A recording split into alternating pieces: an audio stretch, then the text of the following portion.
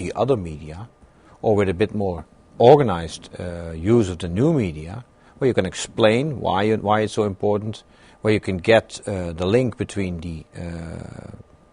the Afghan side of the story for Afghanistan and the Western side, so you can actually link these two. Then it becomes a very effective tool. And of course, we should never fall in the trap that we try to abuse the new media, like in some cases the Taliban are deliberately doing. They are building some of these IED attacks are now videotaped, and there is money being paid for the videotapes. So if these guys make a nice bloody video, then they get a lot of money, which is distorting what the whole concept is about. But of course, we must also realize that this happens.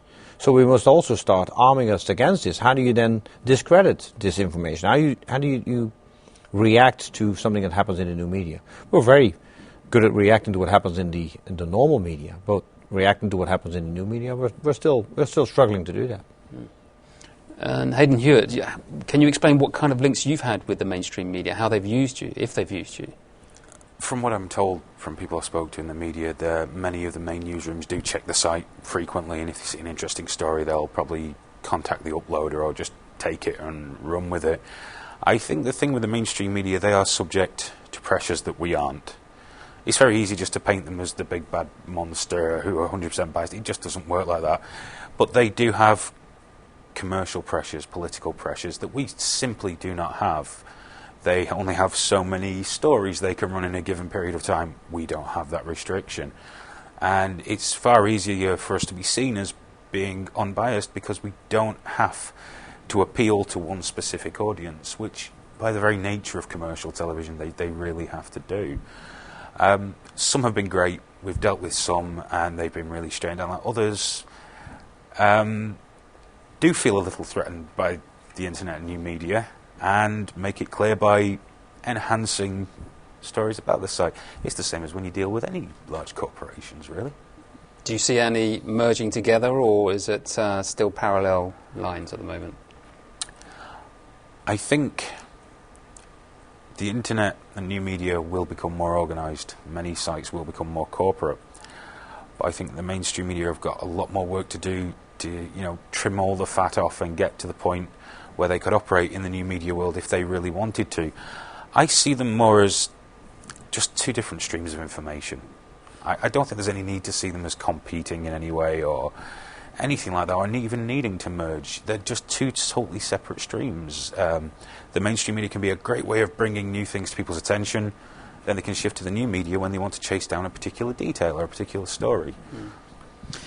Can I ask you both about an issue which has been raised, which is that information now is obviously a lot more ample, a lot freer, a lot more frequent than even just 10, 15 years ago. We also have a war in Afghanistan, so there's a very hot topic to cover. Are you worried, I'll come to you first, General, are you worried that there is a danger of information fatigue, and in providing so much information that there may be some kind of desensitization eventually to the war? Certainly there is. And by the way, I think you see that in a lot of conflict areas where after a certain amount of time, certainly the mainstream media lose interest, which does happen. I don't see that happening in Afghanistan in the very short future, because it's certainly too much on the foreground now. But also there, the new media will provide an additional source of information, another area where you can look at. I would also suggest that for decision making in the environment in which we are now, the amount of information, but particularly the areas from which you need the information, become far more diversified. While in the old days, basically what I needed to know, where is the enemy and where are we ourselves, it's no longer good enough. I need to know all about the population, what motivates them. I need to know what our opponents are putting on the weblogs, so that I can actually see what the impact is on the population.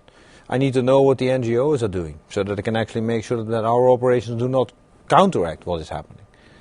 So there is a far more requirement for a much broader look at information on the one side, and that automatically also means that you will have to now certain focus at your own level. As I said before, We no longer have the luxury that the general can actually get involved in what the soldier on the ground is doing himself, because he's got other areas to look into as well. So he must trust the soldiers and their platoon leaders to do the right thing, to make sure that they understand their job as well.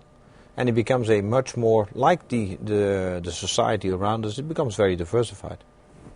Hayden Hewitt, danger of information fatigue? I think that would be more likely if it was all nicely polished and sanitised material being released every day. I think with the material that's being released by the soldiers, it's far more personal. It's more of a personal opinion showing a personal experience. And people can see that every day from a new person, a different person's perspective. So I'm not overly concerned about any fatigue where war's concerned in the new media. General Van Loan, if I can ask you about the society that we're talking about, which you've mentioned. Obviously, the society in Afghanistan, there are low literacy rates. The electricity supply is unreliable at times. In other words, internet viewing is precarious activity. How much of this new media and the developments about it can actually be benefited by Afghanis in the country? At the moment, almost none. With illiteracy rates at 80%, the most important thing that will make dramatic change in Afghanistan is education. It is because then people can actually look for information. They can gather information, and if you can gather your own information, you can you make up your own mind, and it makes it much harder to get whole groups of people with a relatively cheap talk to become terrorists. So we have to make sure that the access to information. And the first step to that is obviously education. And until that happens, anything we can do to help them get information is enormously helpful. For instance, the handout of radios, simple radios, sometimes with a small generator driver or batteries, works extremely well. Because then people can listen to other people expressing their opinion, and they can make up their own. And Hayden Hewitt, I'd like to finish the interview with a question about the comparative videos that are being posted on LiveLeak. You obviously see the ones that come from the insurgents, the Taliban, or their proxy individuals, and you've seen the ones posted by the military. That puts you in quite a good position to give advice to the military about how they could make their videos more effective. What advice would you give?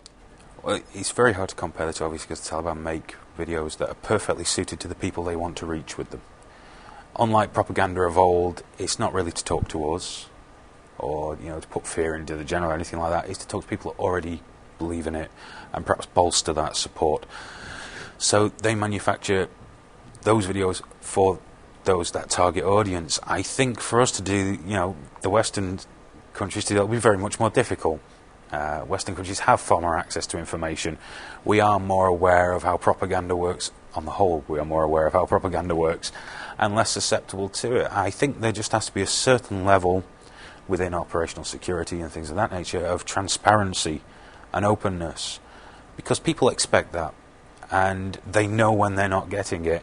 And although they might not be a revolution because of it, it just adds more seeds of distrust. So again, it's just openness and transparency wherever possible would be the best way of approaching the new media, certainly from NATO's standpoint, if you wanted to get further into, for want of a better phrase, the online digital war, basically. Any response to that, General? I fully agree. Good. General Van Loon, Hayden Hewitt, thank you very much. Thank you. Thank you.